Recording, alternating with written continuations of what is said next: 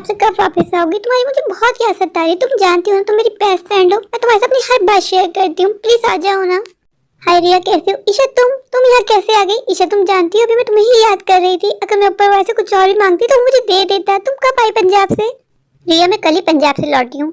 ईशा तुम ये बताओ, तुम अपनी कजन की शादी पंजाब गई थी, कैसी रही तुम्हारी शादी? खूब एंजॉय किया होगा।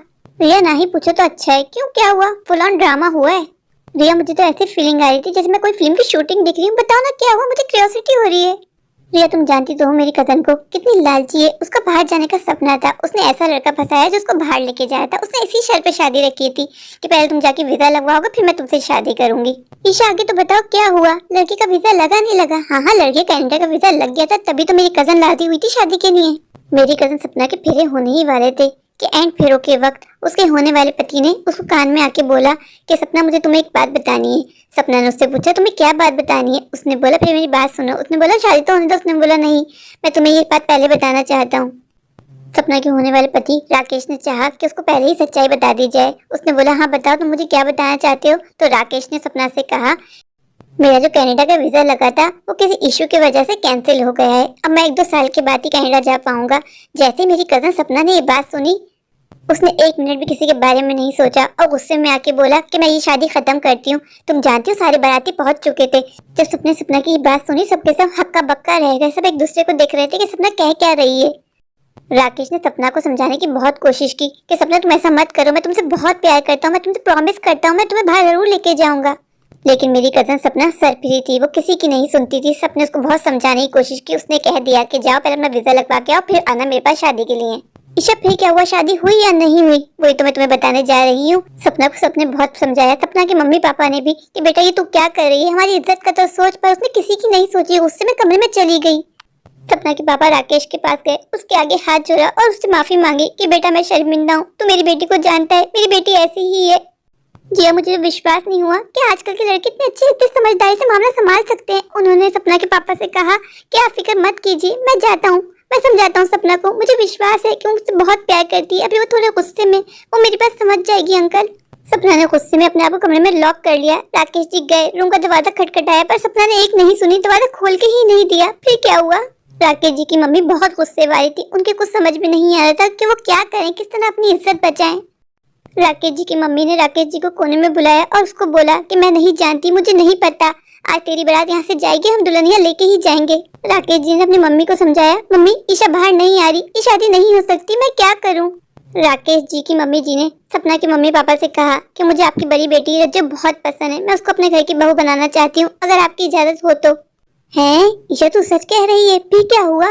ये तू विश्वास नहीं करेगी कि मेरी कजन रज्जो कितनी अच्छी है। रज्जो दी की 2 बार एंगेजमेंट टूट चुकी है, वो तो अंदर से टूट चुकी थी। उन्होंने तो फैसला कर लिया था कि अब उनको शादी नहीं करनी। फिर क्या हुआ? फिर क्या होना था? राकेश जी की मम्मी जी रज्जो के पास गई और उसके पास जाके हाथ जोड़े कि बेटा हमारी इज्जत बचा ले, मैं तुझे अपनी बहू बनाना चाहती हूँ। रज्जो दीदी के कुछ समझ में नहीं आ रहा था कि वो क्या करें। वो अपनी मम्मी पापा की तरफ देख रही थी, उनके मम्मी पापा भी खामोश थे, कोई कुछ भी नहीं कह रहा था, हर तरफ खामोशी छाई थी। फिर क्या हुआ? फिर राकेश जी खुद रज्जो दीदी के पास गए और रज्जो दीदी से कहा कि अगर आप ये शादी करना चाहती हैं तो मुझे भी कोई आपत्ति नहीं है, लेकिन मैं या कोई भी आपको प्रेशराइज नहीं करेगा, फैसला आप खुद लेंगी।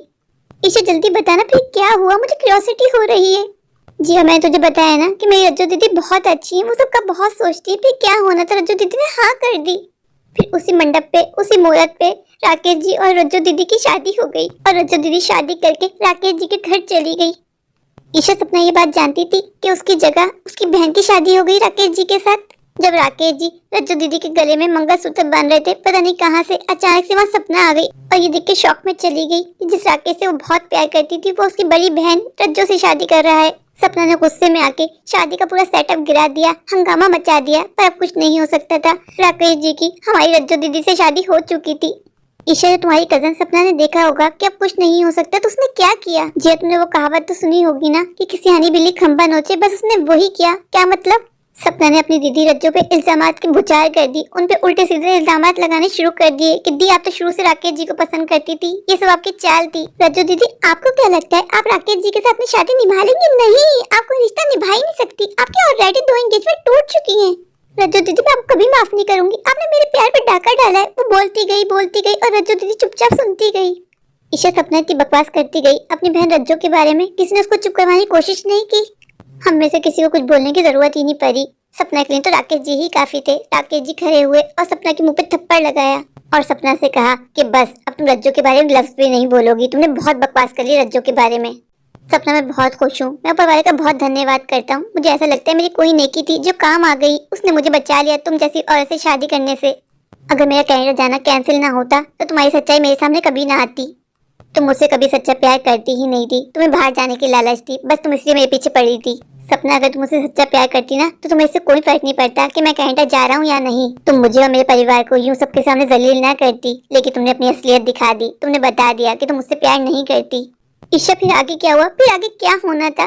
सपना फुट फुट के रोने लगी और राकेश जी से कहा, राकेश जी मुझे नहीं पता, अब दीदी से रिश्ता खत्म करो, तोड़ दो ये शादी, मैं आपसे शादी करने के लिए तैयार हूँ। राकेश जी ने सपना की बात सुनने के बाद सपना को फिर से थप्पड़ लगाया और कहा कि तुमने शादी को मजाक बना के रख दिया है। सपना तुम्हें क्या लगता है कि मैं तुम्हारी तरह हूँ, रिश्तों का मजाक उड़ाऊं? नहीं, मैं रिश्ता निभाना जानता हूँ और रिश्ता निभाने में विश्वास भी रखता हूँ। मैं तुम्हारी दीदी रज्जो से शादी की है, आज से रज्जो मेरी जिम्मेदारी है और मैं ये शादी किसी कीमत पे खत्म नहीं करूंगा। हाँ वो बात अलग है, अगर तुम्हारी बहन मुझसे अलग होना चाहे तो मैं उसको रोकूंगा भी नहीं।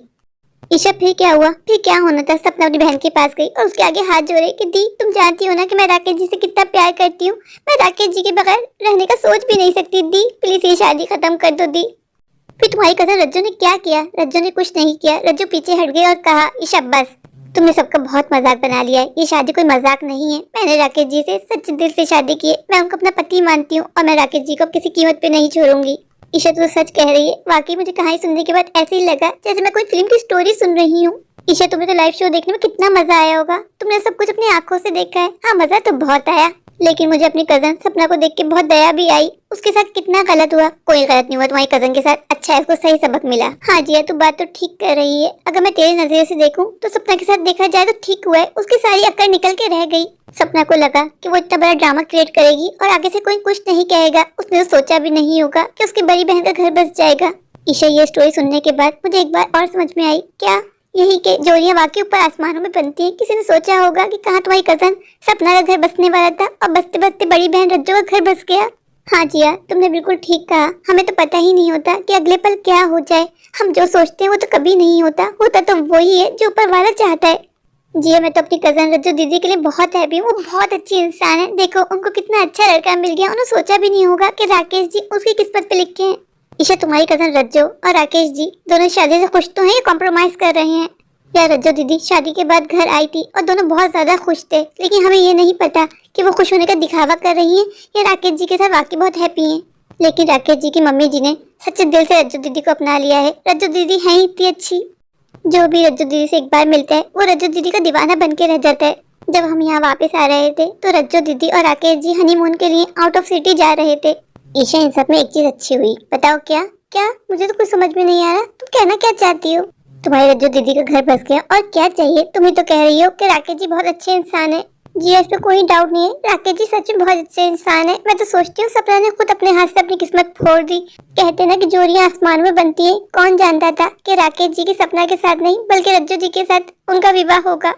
मुझे ऊपर वाले विश्वास है आज नहीं तो कल वो दोनों एक दूसरे के हो जाएंगे और हंसी खुशी अपनी जिंदगी बसर करेंगे। जिया मैं उन दोनों के लिए बहुत हैप्पी हूँ। मैं भी। वैसे एक बात है जिया, मुझे तुम्हारी कजन सपना बहुत ज्यादा खड़ूस लगती है। रिया तुम बिल्कुल ठीक कह रही हो, सपना को ना अपनी खूबसूरती बहुत नाज है। बचपन से लेकर आज तक सपना इसी बात का फायदा उठाती है, रज्जो दीदी को नीचे दिखाने का कोई मौका नहीं छोड़ती थी। मेरी रज्जो दीदी देखने में ठीक ठाक थी पर उनका दिल बहुत ज्यादा खूबसूरत है। पर आजकल कौन दिल देखता है, हर कोई खूबसूरती में मरता है। राकेश जीजू हैंडसम होने के साथ साथ बहुत बड़े बिजनेसमैन है। राकेश जीजू के पास किसी भी चीज की कमी नहीं है। एक बात बताओ मुझे तुम। हाँ पूछो क्या? ये राकेश जीजू और सपना कहाँ मिले?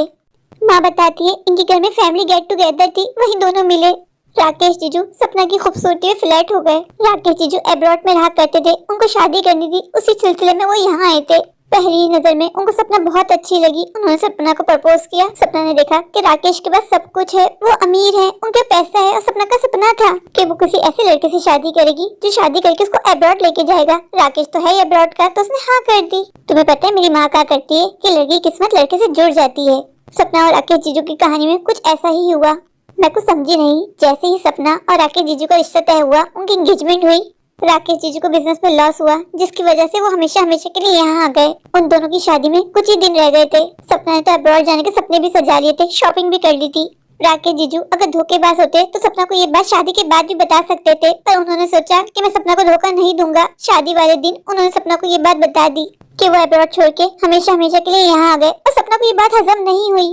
सपना ये बात सुन के गुस्सा हो गई और उसने शादी खत्म कर दी, जिस बात का पछतावा उसको अब जाके हो रहा है। खैर या कुछ भी कहो, तुम्हारे रज्जू दीदी के भाग खुल गए। हाँ ये बात तो है, रज्जू दीदी ने कभी नहीं सोचा था कि उनको राकेश जैसा पति मिलेगा। राकेश जीजू बहुत ज्यादा केयरिंग, बहुत ज्यादा लविंग है, वो रज्जू दीदी को जरूर खुश रखेंगे। मैं तो बस ऊपर वाले से यही प्रार्थना करूंगी कि राकेश जीजू और मेरी रज्जू दीदी बहुत खुश रहें। रिया तुम्हें क्या लगता है, सपना उन दोनों को खुश रहने देगी? मुझे तो ऐसा नहीं लगता। जिया तुम्हारी बातें सुन के मुझे अंदाजा हो गया है कि सपना बहुत ज्यादा चालाक है। वो उन दोनों के बीच में मिसअंडरस्टैंडिंग क्रिएट करने की कोशिश करेगी। वो कभी भी अपनी बहन रज्जू का घर बसने नहीं देगी, वो घर खराब करके ही रहेगी। बात तो तुम ठीक कर रही हो, मुझे भी इसी बात का डर है, पर मेरी रज्जू दीदी बहुत अच्छी है, बहुत स्मार्ट भी है, कभी भी अपना घर खराब नहीं होने देंगी। एक बार भी उनको भनक लग गई ना कि उनकी छोटी बहन सपना उनका घर बर्बाद करना चाहती है, तो वो सपना को अपनी जिंदगी से निकाल फेंकेंगी। तुम्हारे राकेश जीजू को चाहिए कि वो अक्लमंदी से काम करें। उनको चाहिए कि वो रज्जू को लेके हमेशा हमेशा के लिए अब्रॉड चले जाएं, अब्रॉड में शिफ्ट हो जाएं, ताकि वो सपना के चुंगल से निकल सकें। मेरी माँ कहा करती है कि पहले प्यार को भुलाना नामुमकिन होता है, बहुत मुश्किल होता है वैसे। और राकेश जी की पहली पसंद तो सपना थी ना, उन्होंने तो मजबूरी में रज्जू दीदी से शादी की अपने घर वालों की इज्जत बचाने के लिए, वरना कभी भी रज्जू से शादी नहीं करते। हाँ बात तो तुम ठीक कह रही हो। तुम्हारी सारी बातें सुनने के बाद मुझे रज्जू दीदी के लिए चिंता हो रही है। पता नहीं रज्जू दीदी की शादी सक्सेसफुल होगी या फिर खत्म हो जाएगी। शुभ शुभ बोलो ना, तुम कैसी बातें कर रही हो? हम तो बस ऊपर वाले प्रार्थना ही कर सकते हैं कि रज्जू दीदी की शादी कामयाब हो, उनको हर खुशी मिले। मेरी रज्जू दीदी लाखों में क्या करोड़ों में एक है। रज्जू दीदी बहुत अच्छी है, उसी अच्छाई का सब फायदा उठाते हैं। अभी तुम मुझे बता रही थी कि तुम्हारी रज्जू दीदी की 2 एंगेजमेंट टूटी, उसकी क्या वजह बनी थी? मेरी रज्जू दीदी की पहली एंगेजमेंट बहुत ज्यादा धूमधाम से हुई थी, रज्जू दीदी बहुत ज्यादा खुश भी थी। फिर क्या वजह बनी? 2 साल रज्जू दीदी की एंगेजमेंट रहने के बाद शादी का वक्त करीब आ गया था, शादी की तैयारी चल रही थी, पर वो लड़का उस लड़के कोई और लड़की पसंद आ गई थी, तो उसने शादी खत्म कर दी और रज्जू दीदी से अपनी एंगेजमेंट तोड़ के चला गया।